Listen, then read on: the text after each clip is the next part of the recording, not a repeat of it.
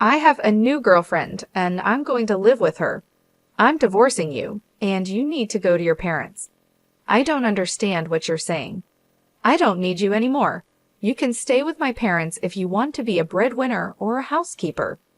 Julianne, you understand. My in-laws and my husband laugh at me.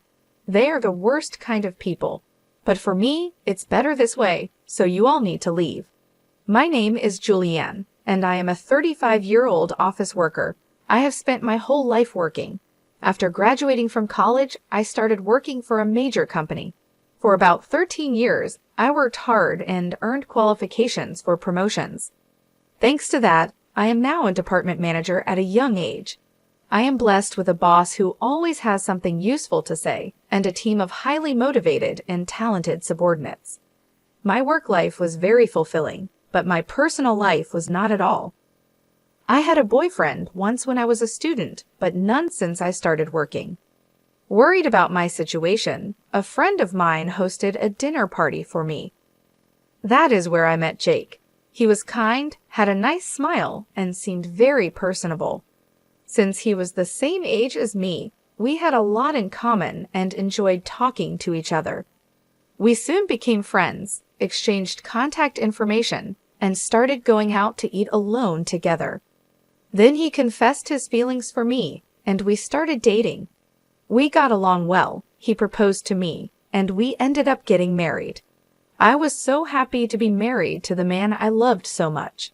Soon after, I went to his parents' house to meet them. His parents were very kind and welcomed me with open arms. Julianne, it's nice to meet you. I can't believe such a beautiful person became Jake's bride, they cried.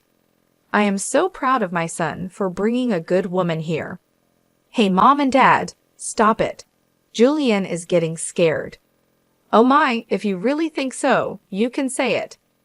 That's right, it's a compliment, so it's okay. His parents were very friendly and easy to talk to, just like him. Julianne works for a major company, doesn't she? Oh, that's great. It's cool to be a woman who can work hard. Will you quit your job when you get married? No, I'm going to keep working. Well, you've got a good job at a good company. That's better. I was relieved.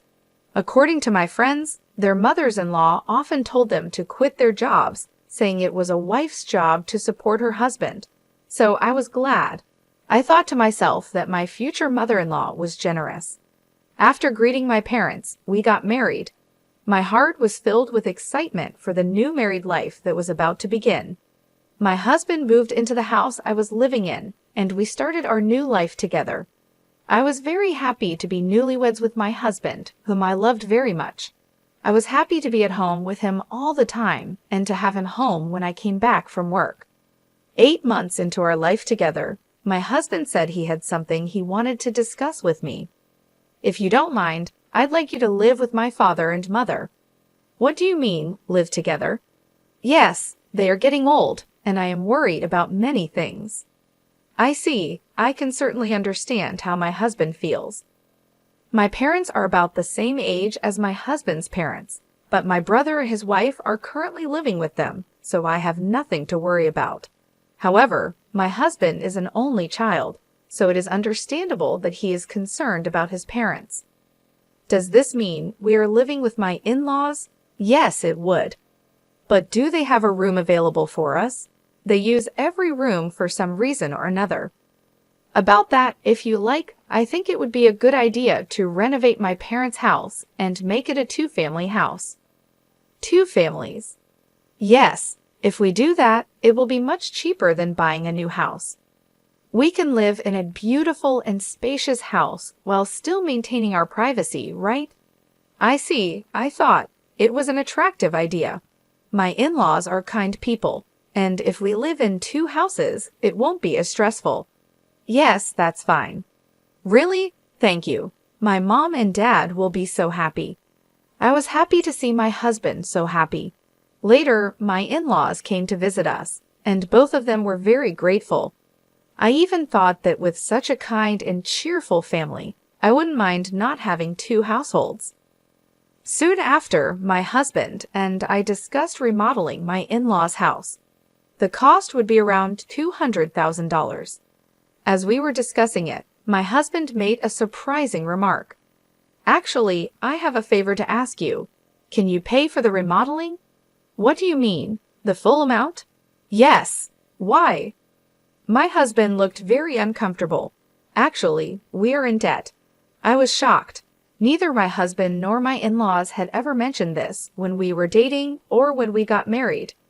How much debt do they have? About $250,000. What? I thought it would be a few tens of thousands of dollars, but I was surprised at the amount.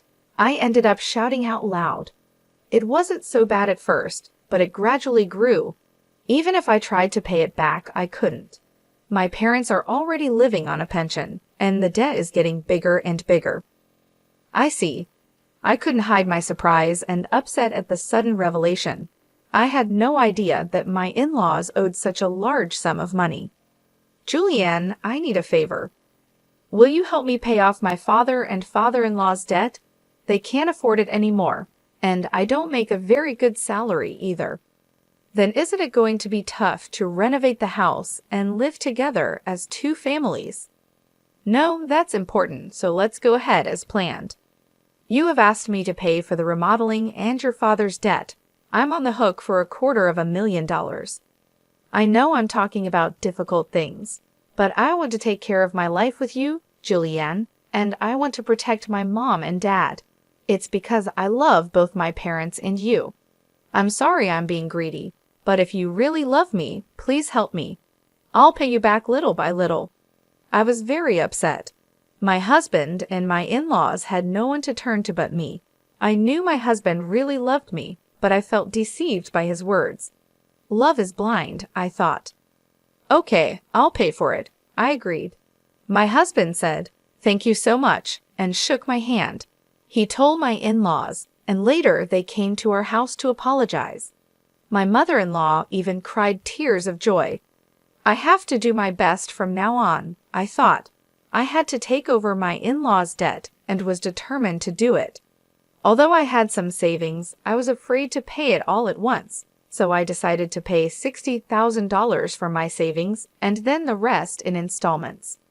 My in-laws joined us to discuss the repayment. I explained my plan for installments, and they said I could do whatever I wanted. Why don't you transfer the money directly to the account for debt repayment? We're not very good at managing money, and I'm a little afraid to transfer a lot of money, my husband said. My in-laws nodded. It would be time-consuming for me to transfer the money to my in-laws' account, and then for them to transfer it to their repayment account. Since it was a large sum, I didn't want the money to get lost in the process, so I agreed to transfer it directly. Once the conversation was settled, my in-laws looked very relieved. Now we don't have to be afraid of the monthly debt collection. It's been really scary. Dad and Mom, you should thank Julianne properly. Well, I can't tell you how many times I thanked you. I can't thank you enough. Thank you so much. I'm so glad Julianne became his wife. No, I said. I was happy that my in-laws were happy. However, I felt a little uncomfortable because I thought they might see me as just a money source. Even though I felt a bit bad, I wanted to take care of my beloved husband's family. With that in mind, I began to make the payments, and we remodeled our house, making it a two-family home. We started living together in a beautiful and spacious house. My in-laws were very happy, and my husband's eyes lit up at the new house. I enjoyed cooking in the new kitchen and was glad we did the remodeling. It was more convenient and closer to work, which shortened my commute and gave me more free time. I could use that time to study. I worked hard every day to pay off the debt. However, something bothered me. My husband did not help pay off the debt at all. When I told him about my in-laws' debt, he said he would help, but he never paid anything from his own paycheck. When I asked him about it, he said his salary was not enough. I asked to see his pay stubs, but he refused, so I didn't know how much he earned. I worked hard for about a year to pay off the debt. One day, my in-laws asked how much money was left to repay. If it's been a year, you haven't paid back that much, right? Well, we've paid back about $60,000 this year, so the remainder is roughly $180,000. My in-laws were extremely surprised. What? You paid back that much, Julianne? That's amazing. At this pace, you'll finish paying off the loan in about 5 years. If I work hard, I'll be able to pay it off, I replied. Thank you so much, my in-laws said, crying and happy. Seeing them so happy made all the hard work worth it. A few days later, I faced an unexpected situation. I had to work overtime, so I told my husband I would be home late. However, the work went smoothly and we finished on time. I hurried home, planning to cook dinner for my husband. When I opened the front door, I saw my in-laws' shoes. Oh, my in-laws are here, I thought.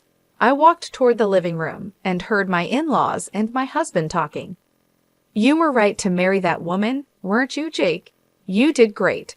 I can't believe you got a woman with that much money when I heard she works for a big company. I was really careful and seduced her. You should be more grateful. You should be more grateful. Oh my, you're one of the people who created that debt. What? But I owe the least. What are you talking about? How much did you spend on horse racing? Your gambling is terrible. I get a jackpot once in a while, so sometimes we were actually ahead. How can you be ahead when you owe $250,000? But at this rate, we'll be able to get out of debt and get back on track. That's really great, and she even remodeled our house. I got a really good wife. Well, I'm going to dump her after she pays off the debt. My husband and in-laws laughed. I was so shocked I couldn't move from the front door for a while. After calming down a little, I made a loud noise as I closed the lock and said, "I'm home," from the front door. When I went to the living room, my in-laws and husband greeted me with smiles. "Oh, Julian, welcome home. Good job, good job. Well, we're going back to our room. Let's have dinner together again soon." I was so afraid of their gentle smiles because I had heard their earlier conversation. Seeing my husband pretending to be a good husband with a smile on his face shocked me. I wondered why I had been working so hard to pay them back. "Didn't you say you had to work late today?" "Yeah, but I finished earlier than expected, so I hurried home to cook dinner." I tried my best to act calm until dinner, so my husband wouldn't realize what I had heard. Later, when my husband was taking a bath, I stayed in my room and cried alone. Crying as hard as I could made me want to get back at my husband and in-laws. From then on, I acted quickly. I began to prepare for the divorce and made plans for what to do afterward. About 5 months passed. I pretended to be happy and told my husband that I had paid off my in-laws' debt. My husband's eyes widened. "What? You paid off the debt? That $250,000? That was supposed to take roughly 5 years, right?" "Actually, I have quite a bit of money saved up, but I was afraid to pay it off all at once. So I started taking out a little bit from my salary and savings. But we were already below $200,000, and I thought it would be better to pay it all off at once." "I see," I said. Then I asked, "Do you mind if I check?" and showed my husband the bank book. Oh, it's true. $180,000 was paid all at once. My husband tried to hide his excitement, but I could see he was itching to get out of there. "Wow, Julianne, thank you. My parents are going to love this." He put his hands on his face, pretending to cry, but I knew it was just an act. Soon after, my in-laws came and thanked me. "Thank you so much. I'm so glad I met Julianne. You're like a blessing." If I hadn't known the truth, I would have been happy to hear their thanks. But I knew what they were really like, and I only acted nice because I was ready for my plan. A few days later, my husband asked to speak with me. He looked very serious. "What's going on?" I asked. "I'm sorry, Julianne, but you have to leave me." "What do you mean?" I acted surprised on purpose. "I have a new girlfriend." "What?" "I'm going to live here with her, so I'm divorcing you. You're going to my parents' place." I was shocked by Jake's unexpected statement. I knew from overhearing their earlier conversation that my husband would leave me once the debt was paid, but I didn't expect him to openly declare his infidelity. What did he mean by sending me to his parents' place? "I don't really understand what you mean," I said. My husband's mood turned sour. "You're not very understanding at all. I don't need you anymore, but as a breadwinner or a housekeeper, I can keep you here." Then the front door opened, and my in-laws came in. "Jake, did you finally tell her?" "Yeah, I told her." "I wish I could have been there for that moment. You can come to our house if you do the chores for us. Of course, we'll charge you rent." My in-laws and husband laughed at me. They were the worst people ever. "All of you need to leave," I said. My in-laws rolled their eyes at my comment. "What are you talking about? Have you forgotten? I can easily pay for the renovation myself. You changed the name of the house to mine, so I have the rights to this house. I can decide who lives here and who has to leave." My in-laws' faces turned pale at my comment. They finally remembered about the house title. I was really dumbfounded. "I'm sorry, but you can't live here anymore. If we get divorced, you'll be strangers." My in-laws realized the seriousness of the situation, but my husband, not wanting to be outdone, retorted, "But you took over our debt and paid it in full. You're the one losing money. If we had no debt, we could at least afford a new place to live." "That's true. Thank you for letting us live in a nice house while you pay our debts," my in-laws and husband said. "I'm sorry, but I didn't pay off the rest of the $180,000 debt." "What? No, but you had money missing from your bank book." "That was just a separate account I created and moved money around in. The debt hasn't changed from $180,000. I just haven't had the collections come yet because I've been paying large sums continuously. But it's time for them to come, so you are responsible for paying the rest." My husband and in-laws were shocked. Then I warned them, "Jake, you told me you were having an affair, so you should pay alimony. I'll charge your partner for the affair too."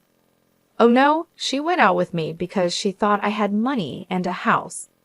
If I have to pay alimony, she'll dump me." "I don't care about that." "No, I apologize. Please don't leave us," my husband pleaded. My husband was afraid of being dumped by his lover, and my in-laws were afraid of being left by me. They were truly selfish. "I have nothing to do with you people anymore, no matter what you say. I have also put this house on the market. I will also have you pay the $120,000 debt I paid on your behalf through my lawyer."